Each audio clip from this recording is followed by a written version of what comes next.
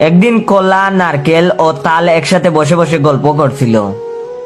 তাদের মাঝে তাল বলল, আজ সবাই আমাদের দুঃখের কথা শুনবো। তারপরে সবাই বলল ঠিক আছে। নারিকেল বলল, তা তাল আগে তোর দুঃখের কথা বল, দেখি তোর কত দুঃখ আছে। তখন তাল বলল, আচ্ছা বলছি, মনোযোগ দিয়ে শুন সবাই।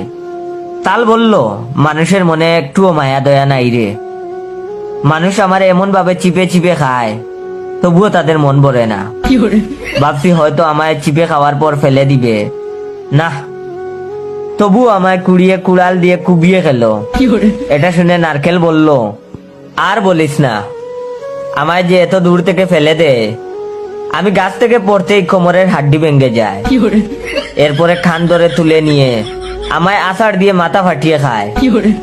তো এবার কলার পালা। তখন কলা বলল, আমার মান সম্মান বলতে কিছু নাই রে ভাই। আমায় যখন খাওয়া শুরু করে, আমার কাপড় খুইলা খায়।